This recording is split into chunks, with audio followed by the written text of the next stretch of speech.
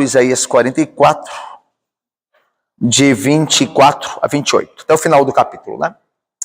Bom, vamos à nossa recapitulação, que nós sempre fazemos aqui, por meio da introdução, né? Nós recapitulamos algumas coisas e damos início ao capítulo que nós temos aqui como objeto do nosso estudo. Nós entramos hoje num tema novo, em uma perícope nova, um trecho novo. Nós vimos a redenção, né, naqueles capítulos 42 até o 44 a 23. E agora nós entramos num outro grande bloco, que é esse aqui, 44, 24 até o 48, 22. E esse bloco, esse grande trecho das Escrituras, ou especificamente do livro do profeta Isaías, nos falará sobre a libertação, ou a grande libertação que Deus proverá ao seu povo em Israel, libertando do cativeiro babilônico por meio daquele agente, daquele Messias chamado Ciro, o rei da Pérsia. Então nós vamos ver isso nesse trecho aí. A grande libertação nacional que Deus promove para com Israel. É claro que essa grande libertação nacional, histórica, para com Israel, tem princípios espirituais para nós. Nós vamos entender isso, vamos ver isso. Mas é dessa grande libertação nacional que o Isaías vai dizer, vai profetizar que Deus vai livrar o povo dele através deste agente que se chama Ciro. Vamos ver então como é que a introdução nos fala. Isaías diagnosticou uma dupla necessidade do povo do Senhor, ou no povo do Senhor. Nós vimos isso quinta-feira passada, essa dupla necessidade que Israel tinha. Qual é a primeira necessidade? Ser liberto da escravidão nacional. Eles estão sob o cativeiro da Babilônia. A segunda, outra grande necessidade é que eles são escravos do pecado. Então Deus tem que resolver dois problemas. O cativeiro sobre o qual eles estão, como nação, e um problema pior ainda, que é a escravidão debaixo do pecado. Não é só tirá-los de um território, né, de um local geográfico e transportá-los para outro local. Tirá-los da Babilônia e levá-los novamente para a terra prometida. Mas é extirpar do coração deles o pecado, que é algo muito mais difícil. Você pode mudar de região, do lugar que você mora para outro. Mas você não pode mudar o seu coração se o Espírito de Deus não fizer isso. Ok? Então são duas necessidades que Deus tem que tratar com Israel. E nesse primeiro bloco, como nós falamos, nós vamos ver a primeira, que é libertá-los nacionalmente. Né? Para a resolução da primeira necessidade, Deus enviaria a Ciro. Nós vamos ver isso, ele vai dar o nome, né, do libertador. E ele seria não só aquele que libertaria Israel do cativeiro, como também aquele por meio de quem Deus destruiria o Império Babilônico. Então é interessante que Deus, no mesmo ato, ou seja, em enviar Ciro à Babilônia, ele faz duas coisas. Quais são as duas coisas? Que no mesmo ato está acontecendo ou aconteceria quando Deus enviasse Ciro à Babilônia. Libertaria o povo. Perfeito. É um ato de salvação e um ato de condenação. Isso acontece aonde? Também. No mesmo evento, no Egito também, mas no Novo Testamento. Isso tem um ápice aonde essa realidade? Aonde? Condenação e salvação. Na cruz. Na cruz você tem, no mesmo ato, condenação e salvação. Porque lá na cruz, os nossos pecados caíram sobre Cristo. E ele foi julgado por nós. Mas esse juízo que veio sobre ele, que era sobre nós que deveria vir, nos trouxe a redenção. Ok? Está vendo como tudo aponta para Cristo? A história de Israel aponta para ele. Converge nele a maldição de Deus. Lembra? Ele foi feito maldito em nosso lugar, para que nós fôssemos feitos filhos de Deus. A salvação. Então, maldição e salvação no mesmo evento. Aqui também, no mesmo evento. Ok? Só que aqui com Ciro, esse ungido de Deus, que obviamente de certa forma, prefiguraria a libertação maior que Cristo faria. E o juízo que Cristo também fará, né? Quando ele vier. E já começou fazendo, obviamente, e fará ainda mais quando ele vier. Então, todavia, ainda permaneceria melhor, depois do povo ser libertado do cativeiro babilônico, que a Babilônia ser destruída, dando lugar ao Império Medo-Persa, né? Persa-Medo-Persa. Todavia, ainda permaneceria a segunda e mais profunda necessidade de Israel. Qual que era mesmo? O estado espiritual de pecado. Isso ainda tinha que ser resolvido. Deus lidaria com essa segunda necessidade através do seu servo incomparável. É interessante que agora os próximos capítulos de Isaías, eles falarão de dois servos. O que vai resolver, obviamente, enviado por Deus, o problema da libertação nacional, que é Ciro, e aquele que resolverá o problema espiritual, que é o Cristo. Tanto que, veja comigo, 45, o capítulo 45. Em negrito está aí, resumidamente, do que trata o capítulo. Ciro, o libertador de Israel. Então, Deus está resolvendo em Ciro, esse ungido, esse enviado por Deus, o problema da libertação nacional de Israel, certo? Mas tem um problema maior. Qual é o problema maior? A condição espiritual. Aí nós vamos passando o texto, e no capítulo 49, que vai dar início a um outro tema, quem que você encontra lá? O servo do Senhor é a luz dos gentios. Aí o texto começa falando de Cristo, o servo de Yahvé. Tá vendo como Isaías divide esse trecho? Ele primeiro fala, olha, Deus vai resolver o problema da libertação nacional através de Ciro. E outro problema que é mais grave, através do servo dele, que é o Cristo, que seria Jesus de Nazaré. Então ele está tratando com dois problemas e ele vai usar dois agentes. Obviamente que o segundo é infinitamente superior ao primeiro. Ok? Deu para entender? Direitinho? Hoje nós vamos ver só com a libertação nacional, através de Ciro começar a falar daquilo que Deus faria. Em nosso texto, 44, 24 a 28, Deus reafirma a sua decisão de redimir seu povo do cativeiro e anuncia o seu agente para isso. Essa promessa pode ser crida por três razões. A promessa de que Deus vai fazer isso com Israel, libertando do cativeiro babilônico. Primeira razão, Deus trouxe Israel à existência como por nascimento. É o que diz o versículo 24. Ele criou o mundo inteiro, versículo 24b. E ele predisse o futuro em termos tais que loucos são aqueles que põem sua confiança em técnicas a fim de predizer o futuro. Vamos ver isso então na leitura aí do texto? Olha aí comigo, 24 a 28 de Isaías 44. Olha aí. Assim diz o Senhor, que te redime, o mesmo que te formou desde o ventre materno. Eu sou o Senhor, que faço todas as coisas, que sozinho estendi os céus e sozinho espraiei a terra, que desfaço os sinais dos profetizadores de mentiras e enlouqueço os adivinhos, que faço tornar atrás os sábios, cujo saber converta em loucuras, que confirma a palavra do meu servo e cumpre o conselho dos meus mensageiros, que digo de Jerusalém, ela será habitada, e das cidades de Judá, elas serão edificadas, e quanto às suas ruínas, eu as levantarei. Que digo à profundeza das águas, seca-te, e eu secarei os teus rios. Que digo de Ciro, ele é meu pastor, e cumprirá tudo o que me apraz. Que digo também de Jerusalém, será edificada, e do templo será fundado. Então, aqui, meus irmãos, estão os três motivos pelos quais Israel poderia crer na profecia da parte de Deus que Isaías está proclamando sobre o futuro cativeiro e a futura libertação. Deus vai libertá-los do futuro cativeiro porque Deus criou, é o Criador, tem poder para isso, tá? Então, ele trouxe Israel à existência. Então, ele não vai abandonar Israel. Lembra? Assim, ainda que uma mãe viesse do seu filho esquecer, diz o Senhor, eu não me esquecerei de ti. Então, aquele que formou Israel, desde o ventre, a ideia de cuidado de uma mãe, não vai esquecê-lo. Então, eles podem confiar. Ok? Por mais que seja dura a situação do cativeiro, Deus não se esquece deles. E o cativeiro é, da parte de Deus, uma correção para eles. É para o bem deles, para eles se arrependerem dos pecados que os levaram para o cativeiro.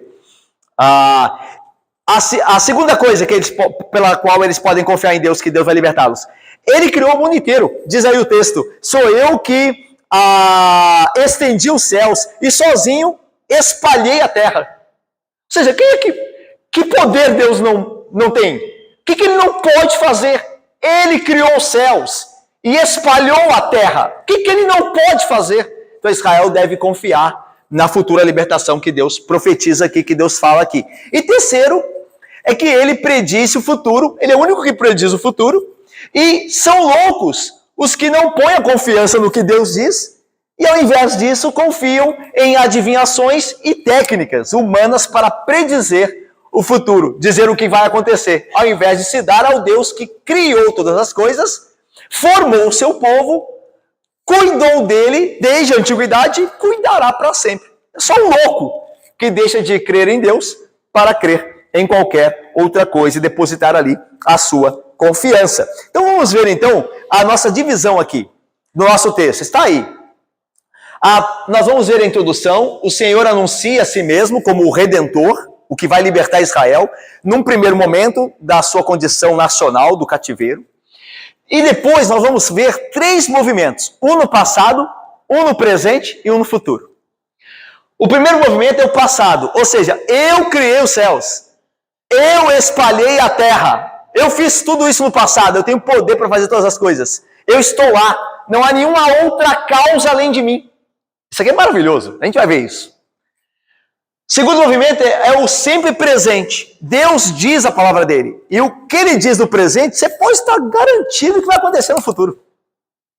Porque o que Deus ordena, isso acontecerá. Nós vamos ver esse movimento no presente. Deus falando por meio do servo dele. No presente àquele povo. Ok? E por fim, o terceiro movimento, o futuro. Deus vai dizer que há um só propósito e esse propósito será cumprido. Porque ele fará se cumprir. Então, são 3 movimentos. E é a nossa garantia também de que Deus vai nos levar para o seu reino celeste. O movimento no passado, porque Deus criou todas as coisas, e Ele é o sustentador de tudo. O segundo movimento é que Ele está presente, através de sua palavra, nos dando consolo e segurança agora. E o nosso futuro, por isso, está garantido. Porque tudo que Ele fala, se cumpre.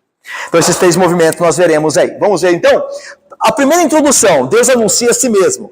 Assim diz o Senhor, a primeira parte do versículo 24. Assim diz o Senhor que te redime. Está falando a Israel, né?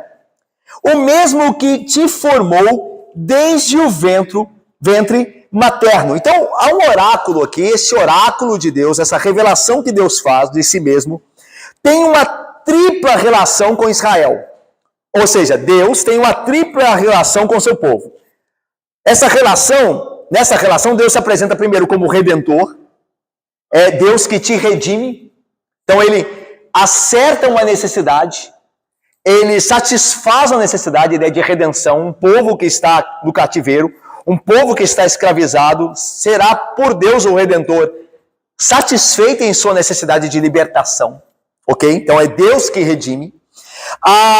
Depois, há um toque pessoal de Deus quando ele fala, eu que te formei, né, diz aí, o mesmo que te formou. Então há um toque de pessoalidade desse próprio Deus. Esse Deus Redentor é um Deus que formou aquele povo e, portanto, não vai esquecê-lo.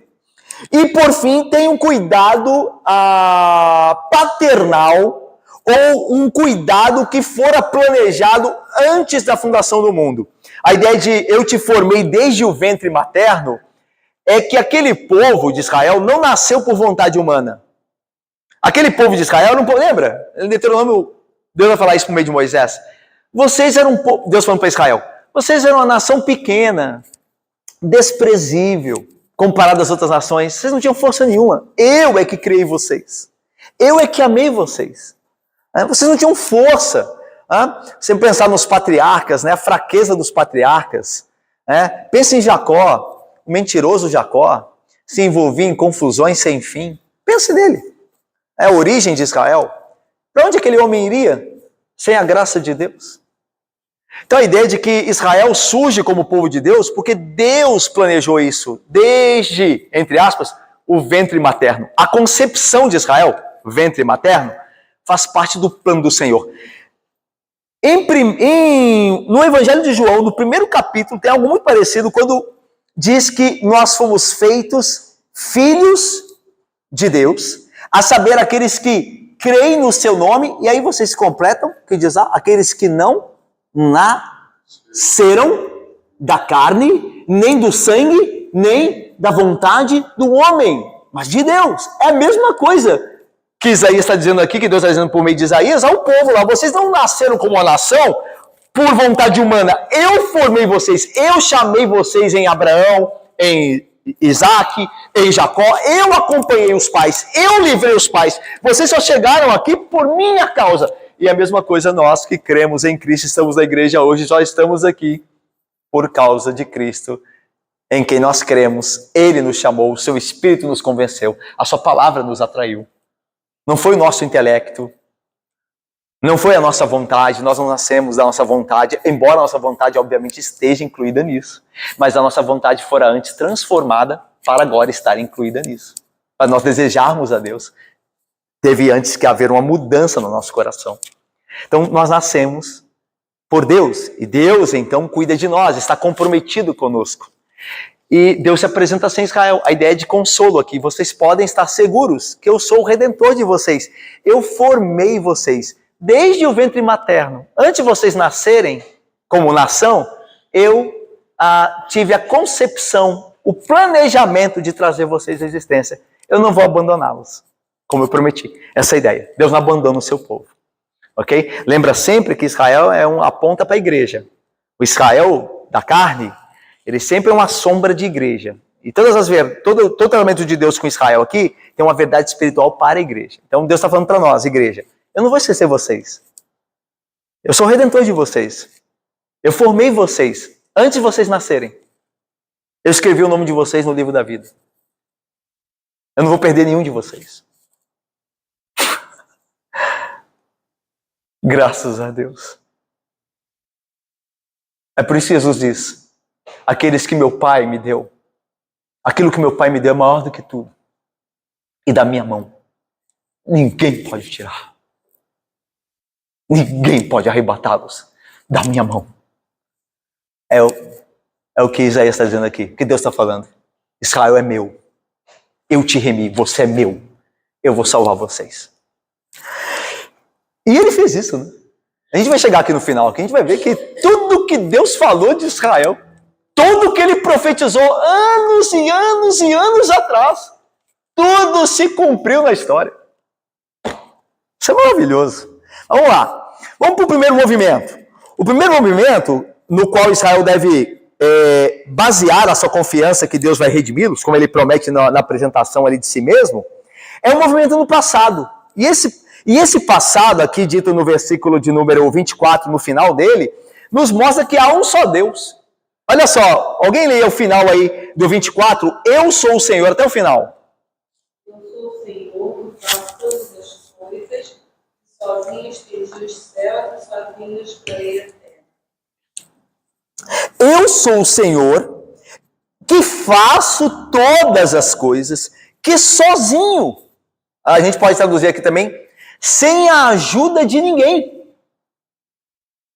Estendi os céus e sozinho, novamente, a ideia de sem a ajuda de ninguém, espalhei, aí está espraiei, mas é a ideia de espalhar a terra, estender a terra. Irmãos, esse primeiro movimento que está no passado, ou seja, desde o início só há um Deus, desde a eternidade só há um Deus que criou os céus e a terra, é como começa Gênesis, né? No princípio criou Deus os céus e a terra. Gênesis, meus irmãos, é fundamental. Gênesis 1 é fundamental. É um dos capítulos mais atacados. Se você pensar, né? É um dos capítulos mais atacados pelo ateísmo. Por quê? Porque ele é fundamental. Se Deus não criou todas as coisas, se ele não tem poder para sustentar o que ele criou, e se ele não é o criador e, por consequência, não tem autoridade sobre todas as coisas, porque as criou, então a fé acabou. Se há outra causa além de Deus, se há qualquer outra causa no universo que rivaliza com Deus, então nós estamos inseguros. Só pode haver um Deus só, para que nossa segurança esteja plena, esteja bem fundamentada, para que não temamos, porque se alguma força há rivalizando com Deus, então já não há segurança.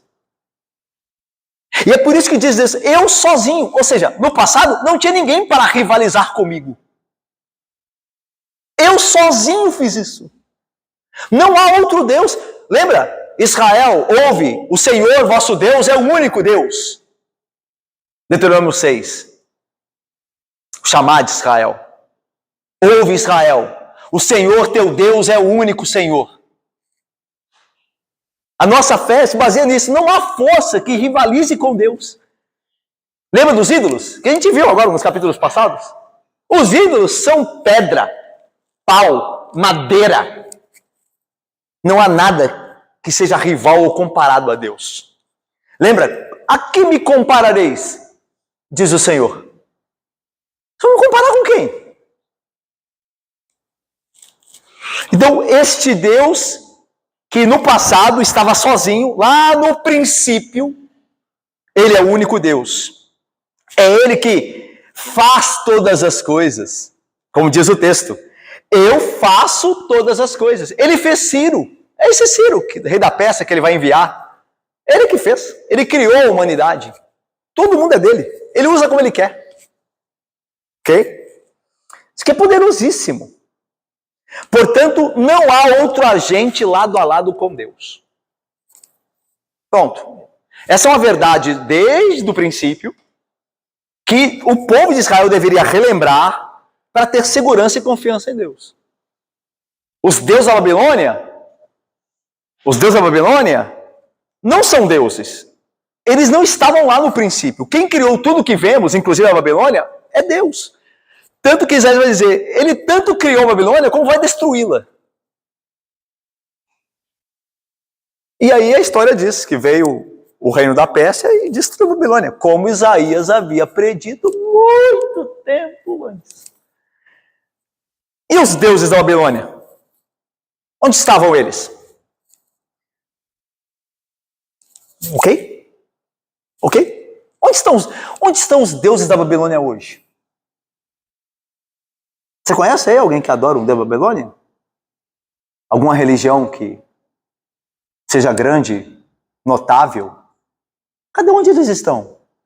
No passado, mortos. Junto com a Babilônia.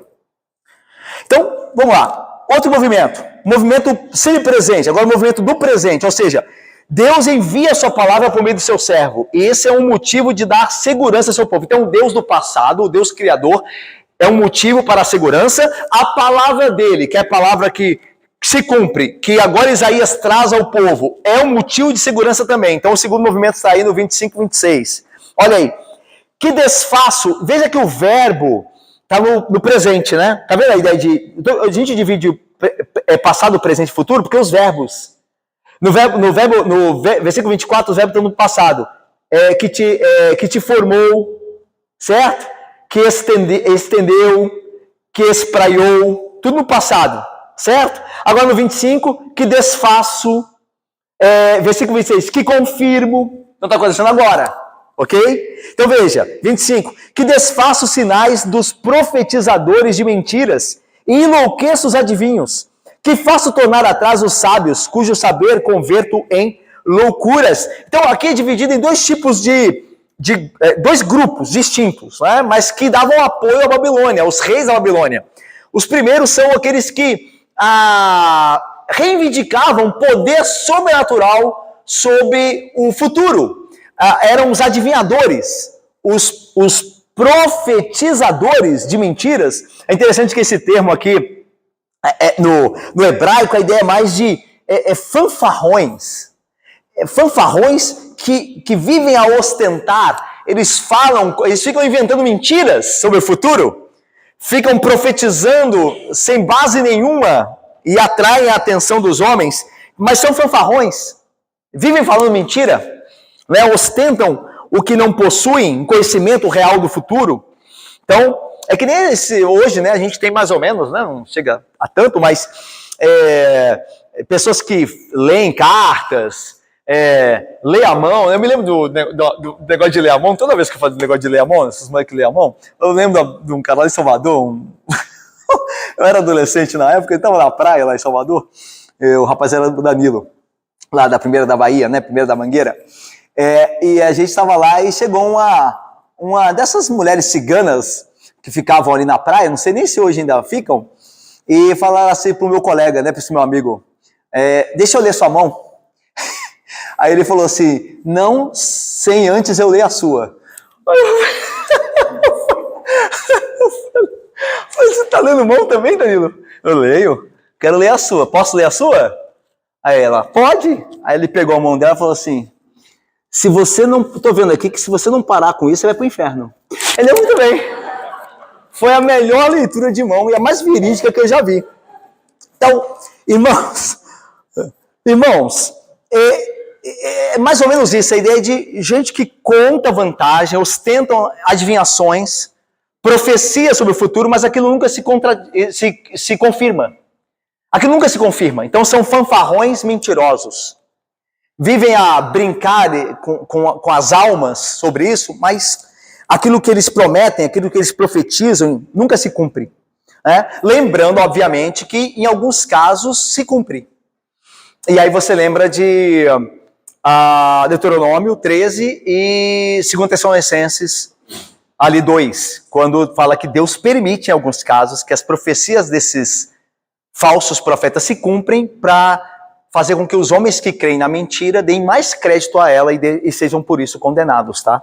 Então, em alguns casos, Deus permite que essas falsas profecias se cumpram para que os que creem na mentira, os que dão crédito na mentira, fiquem mais enganados e, por isso, sejam condenados. É só ler lá Deuteronômio 13 e 2 Tessalonicenses 2. E aí, veja, então havia esse tipo de profetas ou profetizadores e adivinhos na Babilônia, e é interessante que com recentes descobertas de documentos na Babilônia, algumas dessas profecias registradas nos documentos da Babilônia foram encontradas, e 99% ou 99% dessas profecias, se não a maioria, né, 100%, eram sempre em prol da Babilônia. Ou seja, esses falsos profetas, esses profetizadores de mentira, sempre anunciavam aos reis da Babilônia aquilo que era agradável. Ou seja, o império vai crescer, ele nunca será destruído, o Senhor reinará eternamente. Era isso que eles profetizavam. E Isaías vai, obviamente, pela vontade de Deus e através do poder de Deus, contrário a essas palavras. Ou seja, a Babilônia vai cair. Então a ideia de que Deus enlouquece os adivinhadores. Ou seja, eles estão falando algo, mas isso que eles estão falando não se cumprirá. Então o crédito deles vai ruir. Eles vão se tornar pessoas não confiáveis, porque Deus fará o contrário do que eles têm dito. Então essa é a ideia aqui. Eu enlouqueço os adivinhadores e os profetizadores de mentira, porque eu não permito que as mentiras deles permaneçam contra o meu povo, contra aquilo que eu tenho para o meu povo. E aí depois fala de sábios, que é um outro grupo diferente. Lembra que eu falei que tem dois grupos? Então o primeiro grupo reivindicava para si um poder sobrenatural, de profetizar, de adivinhar. Mas os sábios não. Os sábios eram os estudiosos das ciências humanas que achavam que por meio desses estudos poderiam dar um parecer sobre o futuro. Fazer uma predição sobre o futuro racional. Mas hoje você vê tem muito isso, não é? Você vê pessoas, economistas, por exemplo. Veja, estou dizendo que não haja, irmãos, aqui uma tensão, né? Não quero dizer que não haja valia em você tentar ler o que pode acontecer na economia por movimentos, como da Bolsa e tudo mais. Não estou dizendo isso. Aqui o que é condenável é a ideia de basear a confiança nossa última nessas coisas. Por exemplo, assume um governo, e aí os prognósticos são todos contrários, de que as coisas vão ficar pior e vão ficar ruim. E aí nós, como crentes, o que nós fazemos? Porque aí nós temos dois caminhos.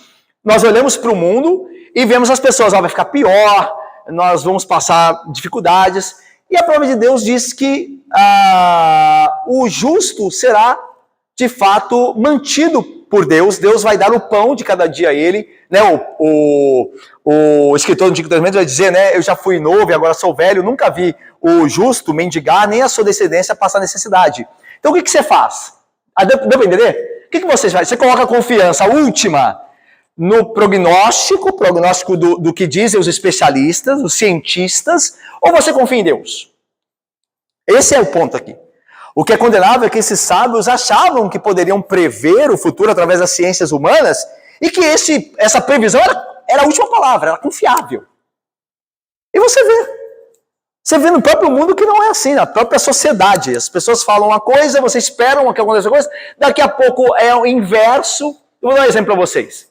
Vocês se lembram quando a pandemia, ela, né, em 2020, né, início de 2020, ela começou saiu ali da China, né? A Itália e tudo aquela coisa terrível e tudo mais. E aí nós fizemos prognósticos, né? Olha, tudo vai ficar muito difícil. Eu me lembro muito bem que a gente poderia ter anseios sobre a igreja, né? Como é que vai ficar a igreja nisso, né? E aí a igreja vai diminuir, porque a igreja vai fechar por um tempo, as pessoas não vão voltar mais para a igreja. Não é verdade? A gente às vezes pensa isso, né? E foi o período que, pela graça do bom Deus, as igrejas cresceram. Por exemplo, a nossa igreja aqui, pela graça de Deus. Se não fosse a graça de Deus. Mas pela graça de Deus, foi um dos períodos que a nossa igreja mais cresceu. Foi de pandemia. Tá dando para entender? Que não dá para avaliar o futuro previsões humanas, porque Deus é Senhor do futuro. E a sua palavra diz que nós estaremos seguros em qualquer situação. Ok? Então nós nos baseamos na palavra de Deus, no que Ele diz, e não em previsões, por mais racionais e lógicas que sejam. Volto a dizer, não quer dizer que a gente não vai levar num certo limite, num certo contexto, o que diz especialistas de certas ciências. Ok, não estou falando isso também, que vai ficar alienado. Não é isso. Mas que nós repousamos em última instância no que Deus diz. E aí está a nossa segurança. Ok? Certo? Então vamos lá. Então Deus fala a sua palavra e a palavra dele é que nós devemos confiar. Olha só agora como ele vai mostrar isso, no versículo 26. Alguém leia, por favor. Confirma a palavra do meu servo e cumpro o conselho dos meus mensageiros. Digo de Jerusalém, ela será habitada. Das cidades de Judá, elas serão edificadas. Quanto às suas ruínas, eu as levantarei. Então, Heloísa, obrigado, minha irmã. A gente vai fazer uma divisão aí, que eu devia ter anunciado, né, antes de você ler, mas não tem problema, falha minha aqui. Essa segunda parte, que digo de Jerusalém, ela vai ficar para o terceiro movimento, que é futuro. Que digo, ela será habitada. Tá vendo o futuro? E serão edificadas. É futuro, certo? Então é o terceiro movimento e último. Sobre o futuro, o propósito que Deus separou, para o qual Deus separou Jerusalém. Mas veja só, vamos falar do presente então. É a primeira parte do versículo 26, que vai até mensageiros. Que confirmo, tá vendo o verbo no presente? Que confirmo a palavra do meu servo e cumpro o conselho dos meus mensageiros. O meu servo aqui é provavelmente Isaías. É que confirma a palavra do meu servo. Ou seja, quem é que está trazendo aqui nesse contexto a palavra de Deus? É Isaías. Então Deus diz, eu confirmo a palavra dele. Vocês devem crer agora na minha palavra por meio de Isaías, porque eu confirmo essa palavra é minha. Então você tem que crer agora no que a Bíblia diz. Ok? Certo?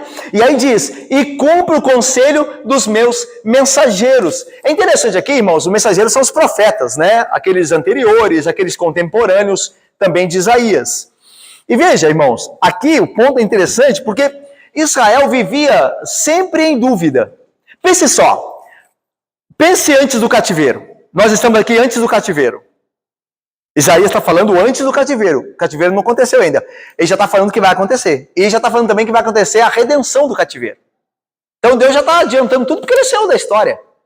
Ele não precisa esperar acontecer para ele dizer. Porque aí não é Deus, né? Aí sou eu, né? Depois que acontecer eu falo. Mas Deus não é assim. Deus anuncia antes as coisas. Ok? Então ele anuncia antes o que vai acontecer. E imagine agora você que lá está em Israel, lá em Jerusalém, e aparece um profeta lá dizendo que Jerusalém vai cair. Qual que é o problema ali da incredulidade? É a questão de falar assim, nós não vamos cair nunca. Nós somos o povo de Deus, nós somos o povo de Deus. Deus está conosco. Deus tem uma aliança conosco. Nós não vamos cair. E lembre-se que eles tiveram a experiência, que eles chegaram próximos de serem destruídos e não foram. Alguém se lembra dessa experiência? Quando foi? E com quem foi? Que reino que cercou Jerusalém, mas não conseguiu conquistá-la? A Síria, lembra? Lembra? Então veja como isso poderia enchê-los de autoconfiança e dizer, olha, a Síria tentou e não conseguiu. A Síria derrubou Israel, o reino do norte, daquele maldito reino que se separou de nós. Mas a nós ninguém derruba. Okay? Então poderia haver uma incredulidade, como certamente havia, com relação às palavras de Isaías ali naquele momento. Não, ninguém vai. E agora veja, pense agora depois do cativeiro. Porque qual que é a promessa depois do cativeiro? Jerusalém será reerguida. Aí o povo não será nada. Não pode. Está totalmente destruído. Gente, para de acreditar nesse negócio. Não vai ser nunca. Nós somos arrasados. Não tem nem condição. Veja como nós estamos sempre incrédulos. Israel é uma figura de nós. Nós geralmente somos incrédulos em qualquer situação. Nós estamos lá em cima, não, nada vai acontecer de mal. E quando estou lá embaixo, nada vai acontecer de bem. E é Israel aqui. Israel está sempre incrédulo. E Deus diz, você pode e deve confiar em minha palavra.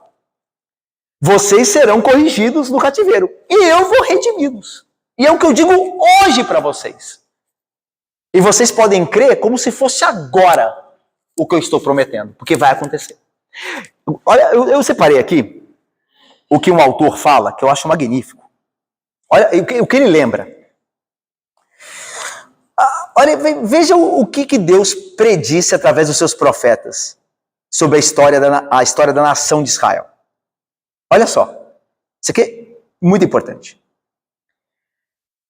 Especificamente falando, diz o autor, abre aspas, essas predições dos Isaías e os profetas, todas incluíam todas as conquistas assírias contra Israel e Judá, que os profetas anunciaram que Israel cairia sob o poder da Síria e caiu. O fracasso assírio em capturar Jerusalém, Isaías profetizou isso, que por fim a Síria não ia prevalecer porque Deus ia livrar Jerusalém, o que aconteceu na história. Mais ainda, a queda de Jerusalém sobre o poder da Babilônia também foi predito por Isaías e aconteceu. O exílio foi predito antes e aconteceu. A queda da Babilônia sobre Ciro aconteceu na história. A proclamação da liberdade aconteceu também por meio de Ciro, como Deus falou que ele seria o libertador. A reconstrução debaixo da ordem de Ciro, o que aconteceu também com Esdras e Neemias. O regresso de um remanescente quando Esdras, Neemias e Zorobabel voltam para Jerusalém. E o estabelecimento de um reino messiânico com a pessoa de Cristo. Irmãos, depois disso aqui, com a graça do Espírito, nós estamos seguros. Tudo que Deus falou, na história, nos livros, nos registros, tudo que ele disse muito tempo antes, aconteceu exatamente. Por isso que ele diz em Isaías, quem pode dizer das coisas futuras como eu, diz o Senhor? Quem é que pode? Quem é que pode anunciar tudo sobre um povo e tudo isso acontecer? Quem que faz essas coisas como eu faço? A palavra de Deus é digna de todo crédito, toda aceitação. Toda aceitação. É por isso, irmãos, que nós como crentes, quando nós lemos as ameaças da palavra de Deus, nós trememos. Se você é um crente e você lê na Bíblia as ameaças de Deus com relação aos pecadores, você deve tremer, porque vai acontecer o que Deus falou. E ao mesmo tempo você como um crente se regozija e se alegra e louva a Deus pelas promessas de graça e misericórdia, de restauração, de perdão. Porque a palavra de Deus cumpre tudo que promete. O pecador arrependido será redimido, será de fato restaurado. Nós podemos confiar em tudo isso. Porque a palavra de Deus não falha. Não falha. Ela é digna de toda aceitação. Toda aceitação. Vamos para o final? olha o movimento futuro agora, mostra que Deus tem um propósito só, que no caso é libertar, né, do cativeiro a nação de Israel, Jerusalém, né, e reedificá-la, que é o propósito de Deus. Ok? Olha só, versículo 26, da metade até o versículo 28, terminando, né? Que digo de Jerusalém, ela será habitada, e da cidade de Judá, elas serão edificadas, e quantas ruínas eu as levantarei. Isso tudo acontece, irmãos. A gente vai ver que Ciro, que é o pastor que Deus envia para libertar o povo dele, ali naquele contexto, é quem vai permitir a reconstrução e ainda vai ajudar ainda. Então Deus vai levantar, e você lê isso nos livros de Esdras, Neemias. Vai contar da reconstrução dos muros da cidade, do templo.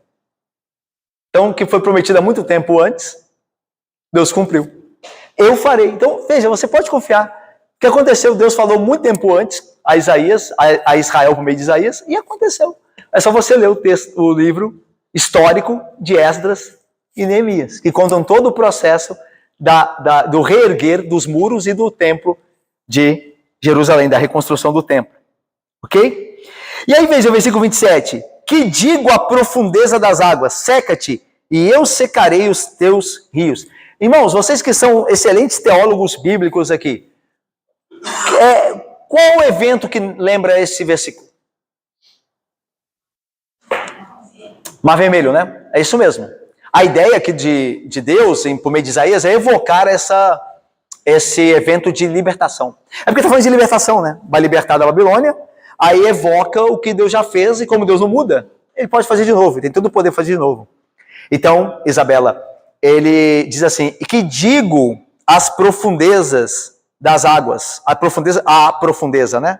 Das águas, seca-te, e eu secarei os seus rios. Irmãos, o que era, Júlia e Renata e Caio, o que era o Mar Vermelho para Israel? Era um obstáculo, certo? Eles estão encurralados, descendo a península ali, né, próxima, antes do Sinai, do lado, né? Eles, ao invés deles saírem do Egito, irem pelo norte, que havia porção de terra, Deus dá ordens a Moisés que eles desçam ao sul. E lá só há mar. Não tem outra saída. E eles se veem cercados porque os egípcios vêm logo atrás deles. E aí há um obstáculo para você chegar à terra, para você passar, para ser libertado, que é o mar. Só que a ideia aqui é a seguinte: quando Deus quer redimir, quando Deus quer libertar, não há obstáculos para ele. Aí diz aqui, né? Eu digo a profundeza das águas, seca-te. E elas se secam. Porque não há empecilhos para Deus. Não há impossíveis para o Senhor em todas as suas promessas. Agindo Deus, quem impedirá? O Senhor é o Senhor, lembra? Eu estendi os céus, eu espalhei a terra. Ou seja, eu digo ao mar, seca-te, ele seca. Deus é o poderoso sobre a criação. Ele a criou em 6 dias, né? Em 6 dias ele a criou. Ele transformou a água em vinho. Estava vendo o Dr. Marcos Erbelin, né, falando do milagre acho que foi, não sei se foi o Adalto Lourenço, Marcos Erbelin, falando da água em vinho, que tem uma tese, né, que Deus, quando criou a humanidade, teve que esperar os dias para desenvolver, né? Eu fico pensando, aí Marcos Erbelin falou assim, deve ter sido a mesma coisa na água para o vinho, né? Você vai transformar em vinho aí, mas espera aí, tem um tempo aí para fermentar essas coisas aí, espera aí, daqui a uns dias vocês voltam e tomam. É na hora. É na hora. Deu para entender isso? É na hora. Ele diz, peguem as talhas e sirvam adiante. É por isso que o nosso Senhor é Deus.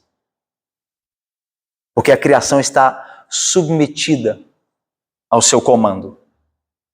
Ok? Então, para ele não há impossíveis, não há barreiras. Ele quis te salvar, ele te amou. Você acha que ele vai te perder? Paulo vai dizer isso. Se Deus é por nós, quem será contra nós? Porque estou bem certo que nem morte, nem vida, nem poderes, nem principados, nem coisas dos presentes, nem do porvir, nada nos pode separar-nos do amor de Deus que está em Cristo. Porque não há empecilhos para Ele, não há barreiras, não há rival. Lembra? Eu, o Senhor, sozinho, não há rival, não há nada. Só há Deus. Só Deus. Só o Senhor. Se a senhora não falar, não, né? A senhora está com o dedo levantado, mas eu tenho aqui, né? Porque se não interrompa, não vai, né? Diga lá, Irineia. À vontade, minha irmã, por favor. Desculpa eu não ter dado antes aí meu palavra. Eu entender melhor. É literal, como os dias de hoje, são 6 dias tempo, cada dia é um tempo. Há várias linhas dentro dos estudos dos teólogos e dos acadêmicos sobre os dias, se são literais, se não são. A nossa linha é a literalidade dos dias. 6 dias de 24 horas. 6 dias, não eras, mas 6 dias. Um dos argumentos é porque a Gênesis 1 foi escrito para mostrar aos judeus que eles deveriam descansar no sábado. Tanto que no capítulo 2, no início do capítulo 2 de Gênesis, diz lá, essa é a Gênesis, onde o Senhor criou os céus e a terra, e descansou no último dia. Então, para os hebreus, os israelitas que leram Gênesis, eles deveriam saber que Deus criou todas as coisas em 6 dias literais, e descansou no último, e o santificou aquele dia. E que os judeus, os hebreus, melhor dizendo, os hebreus, deveriam também santificar aquele dia. Então é por isso que Moisés dá ênfase ao sábado. Certo?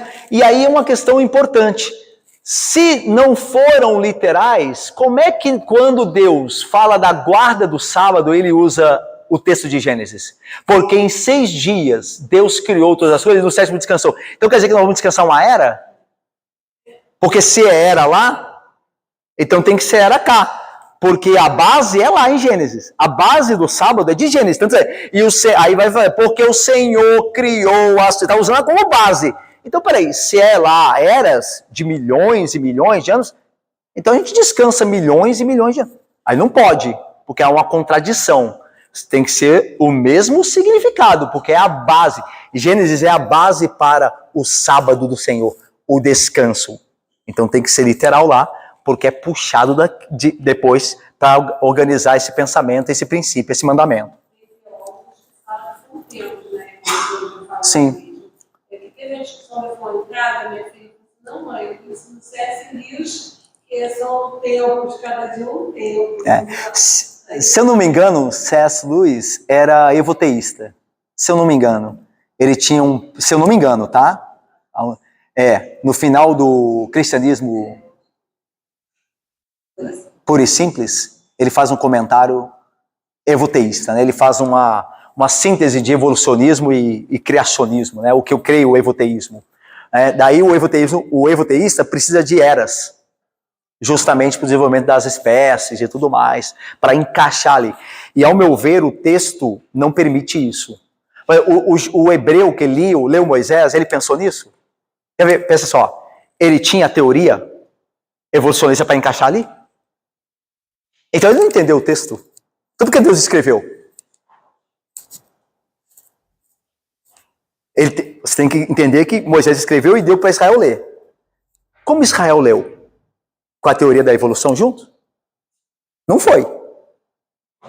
Então a leitura simples. A leitura simples.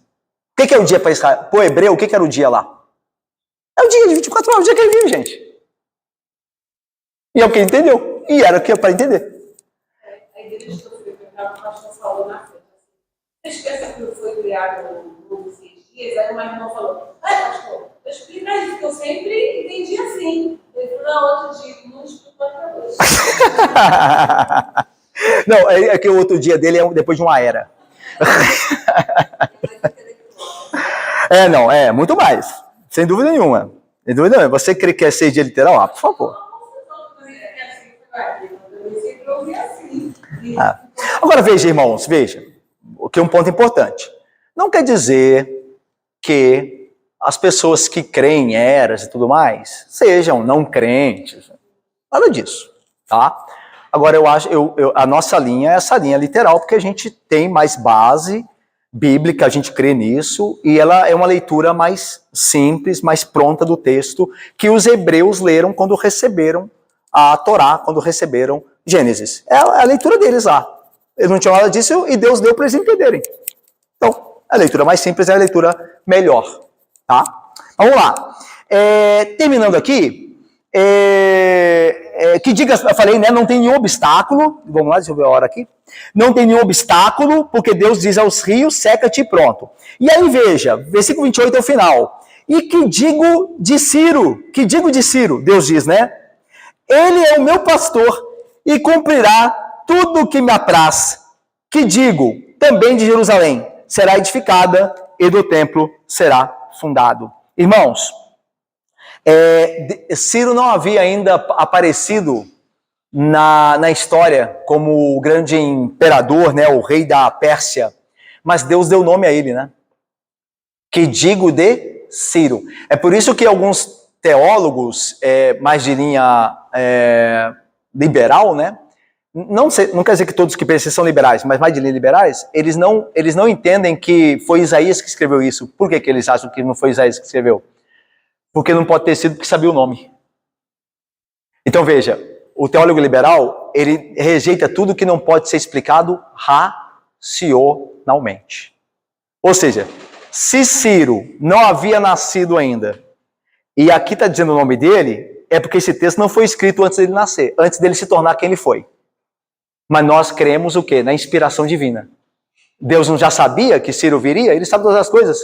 Ele escreveu o nosso nome antes de nós nascermos. Ele sabia o nome de Ciro também, sabia quem que seria, tudo que faria. Então Deus pode muito bem inspirar o seu profeta. Por isso que ele diz, quem diz as coisas futuras como eu? Então, se Deus precisa acontecer para ele escrever, então ele não é Deus, meu amigo. Então ele não é Deus. Se ele precisa, porque eu faço isso, eu preciso esperar as coisas acontecer para escrevê-las, como que foi. Agora Deus, ele é o Senhor que traz a existência. É por isso que ele diz antes. E é por isso que ele diz, quem há como eu, que anuncia as coisas antes de acontecer. Ele mesmo diz isso em Isaías. O fato de ele dizer o nome aqui mostra o poder dele. E digo de Ciro. Ele nem nasceu ainda, mas eu já dou o nome. O nome dele é esse aí. Aliás, não é a primeira vez que vai aparecer Deus dando o nome para alguém antes de nascer. Lá em 2 Reis, né? Melhor, 1 Reis 13:2 fala de um rei que viria, se eu não me engano, alguém abre aí. 1 Reis 13:2. Clamou o profeta contra o altar, por ordem do Senhor, e disse: Altar, altar, assim diz o Senhor. Eis que um filho nascerá à casa de Davi, cujo nome será Josias. O qual sacrificará sobre ti os sacerdotes dos altos que queimam sobre ti incenso, e ossos humanos se queimarão sobre ti. Perfeito. Aí Deus diz, eis que um filho nascerá e o nome dele será Josias. Já deu o nome antes daquele que haveria de nascer. E disse o que ele faria. E isso se cumpre lá em 2 Reis, capítulo 23. Depois terminado o estudo, vocês abram lá. 2 Reis 23. Vai falar que o Josias, que Deus profetizou que ia nascer, que ia ter esse nome, fez tudo o que Deus falou que ia fazer. Então não é a primeira vez que Deus fala o nome de alguém antes da pessoa nascer. E por que ele faz isso? Porque ele é Deus. Ele que traz a existência. Então ele sabe tudo antes de acontecer. Né? Como diz o salmista, ele sabe todos os nossos dias. Ele tem contado os nossos dias. Antes de nós nascermos. Esse é o Deus da Bíblia. No caso também, pessoal, ele se refere também a Ageu, que profetiza a Zorobabel, que é a reconstrução do templo. Sim, perfeito. Que aconteceria muito depois. Perfeito. Mas aqui quando ele diz aqui, veja só, para terminar, irmãos. Ele é meu pastor e cumprirá tudo o que me apraz. Que digo, também de Jerusalém será edificada e do templo será fundado. Essa parte que digo aí, do versículo 28 no final, que digo também de Jerusalém, alguns estudantes do hebraico, algumas traduções traduzem, ele dirá também de Jerusalém. Ao invés de ser Deus está dizendo, É Ciro que diz aqui. É mais provável que seja assim. É óbvio que Ciro está falando segundo a palavra de Deus, segundo o que Deus quer que ele fale. Mas o melhor entendimento aqui é que Ciro está falando, Jerusalém será edificada e o templo será fundado.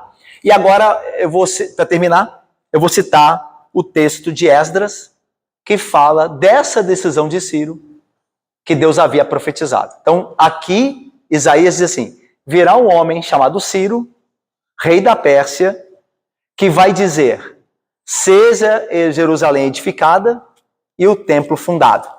Aí você vai para Esdras, aí você encontra lá em Esdras 1:5 assim. Se você quiser abrir, Esdras 1, a gente termina. Esdras 1:5. No primeiro ano de Ciro, rei da Pérsia, para que se cumprisse a palavra do Senhor por boca de Jeremias. Por que boca de Jeremias? Jeremias também profetizou a mesma coisa que Isaías, tá? Com relação a Ciro. Despertou o Senhor o espírito de Ciro, rei da Pérsia, o qual fez passar pregão por todo o seu reino, como também por escrito dizendo, assim diz Ciro, lembra de Isaías? Ele também dirá, assim diz Ciro, rei da Pérsia, o Senhor, Deus dos céus, me deu todos os reinos, isso aqui é documentado, né? Está citando o documento, o pregão, o que foi escrito por Ciro. Assim diz o Senhor, Deus dos céus, que me deu todos os reinos da terra e me encarregou de lhe edificar uma casa em Jerusalém de Judá. Que dentre vós é de todo o seu povo, quem dentre vós é de todo o seu povo, seja Deus com ele, e suba a Jerusalém de Judá e edifique a casa do Senhor. Isso é Ciro está falando. Deus de Israel, ele é o Deus que habita em Jerusalém. Todo aquele que restar em alguns lugares em que habita, os homens desse lugar o ajudarão com prata, ouro, bens e gado. Ou seja, ele também deu um decreto que seria de ajuda à reconstrução tanto do templo quanto da cidade. Afora as dádivas voluntárias para a casa de Deus, que está em Jerusalém. Então se levantaram os cabeças das famílias de Judá e de Benjamim, os sacerdotes também, os levitas, com todos aqueles cujo Espírito Deus despertou, para subirem a Jerusalém, a edificar a casa do Senhor, a qual está em Jerusalém. Então aquilo que Isaías diz, que Deus diz para Isaías, Ciro, o meu pastor, edificará Jerusalém e fundará o templo. E aí você vê o documento de Ciro, que é o que acontece aqui, né, em Esdras.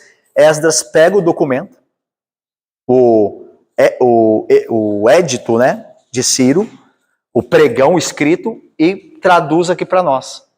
E você vê que é a mesma coisa que Deus havia profetizado muito tempo antes. O que nós aprendemos desse texto? Primeiro, que nós podemos e devemos confiar em Deus. Por quê, irmãos? Porque Ele é o Criador de todas as coisas, Ele não tem rival, porque Ele nos formou como igreja para a sua glória, e porque Sua palavra sempre se cumpriu e sempre se cumprirá. Nós vimos hoje aqui que tudo que Ele falou se cumpriu. Nós devemos e podemos confiar em Deus. Nós aprendemos que o Deus soberano tem controle sobre todos os homens. Ciro é o meu pastor, ele vai fazer a minha vontade.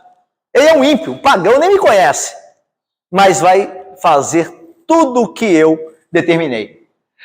O Deus soberano tem controle sobre todos os homens, suas palavras e ações. Ele dispõe todas as coisas para a sua glória e bem-estar do seu povo. Então todos os homens do mundo estão a serviço de Deus, da glória dele e do bem-estar da igreja. Terceiro, aprendemos que todo o desígnio de Deus, Ele mesmo fará se cumprir. Nada ficará no caminho do Senhor, porque nada nem ninguém pode rivalizar com Ele. Então, o que Deus prometeu para nós em Cristo vai se cumprir. Por quê? Porque Deus não tem rival. A sua vida não está numa disputa. Deus fará tudo o que Ele prometeu para você. E Ele prometeu te guardar até o fim e te fazer bem-aventurado no reino eterno. E Ele fará isso, porque Ele é Deus. A sua palavra se cumprirá. Você tem que descansar nisso. E eu faço algumas perguntas aqui. Confiamos no Senhor ou achamos que estamos à deriva nesse mundo hostil? Você confia no Senhor? Ou eu e você achamos que estamos à deriva nesse mundo? Ou que não há ninguém por nós? Você confia no Senhor quando você passa por dificuldades, tribulações, tristezas, luto, dor. Quando sua vontade, seu planejamento não sai de acordo com o que você queria. Você confia que o Senhor está dirigindo as coisas? Nós estamos certos de que tudo que acontece em nossos relacionamentos tem a mão do Senhor, que conduz à felicidade eterna que Ele preparou e decretou para nós. Você confia que tudo que acontece nos seus relacionamentos... Por que eu digo isso, relacionamentos? Porque o texto está falando de Ciro, né? E o seu relacionamento com Israel, com o povo de Deus. Se alguém se levanta contra você no seu emprego, se tem um vizinho que te prejudica, quer te prejudicar, se na sua família tem gente que quer te maltratar, você confia que Deus está dirigindo essas pessoas para o seu bem? Você tem que confiar nisso. Lembra o que José disse para os irmãos dele, lá no Egito? Quando ele se revelou? Vocês intentaram mal contra mim. Mas Deus planejou tudo isso para o nosso bem. Vocês fizeram o que Deus planejou para o bem do povo dele. Você tem que confiar nisso. Essa é a paz que excede todo o entendimento. Que Deus é maior do que aquele seu inimigo, do que aquele seu parente, do que aquele seu colega de trabalho. Deus é maior do que tudo. E nada vai finalmente te prejudicar. Nada irá finalmente te prejudicar. Tudo cooperará para o seu bem. Por fim, a última pergunta. Estamos seguros de que o Deus que nos ama em Cristo, cumprirá tudo o que Ele nos prometeu? Você tem segurança nisso? Você crê que toda a palavra dele se cumprirá? E que nada pode impedir que os planos de Deus para as nossas vidas se cumpram? Nada pode impedir. Quando nós pecamos, nós pecamos, uma das coisas mais consoladoras é crer que Deus prometeu nos fazer santos e Ele fará. É uma das coisas que mais nos consolam, sabe? Deus prometeu nos santificar, nós que cremos em Cristo. E nós temos crido em Cristo, verdadeiramente. Apesar de todas as nossas falhas, nós temos verdadeiramente crido em Cristo. E Ele falou que aos crentes no Filho dele, Ele os santificará. E nós cremos nisso. Contra tudo e contra todos. Contra nós mesmos, Ele fará a vontade dele. Isso é de um consolo e uma força poderosa para mim e para você, pecadores, de que Deus vai terminar a obra que Ele começou. Ele vai terminar. Ele vai terminar a obra que Ele começou. E nós confiamos na palavra dele agora. Porque tudo que Ele fala, Ele cumpre. Que Deus abençoe. Amém, irmãos.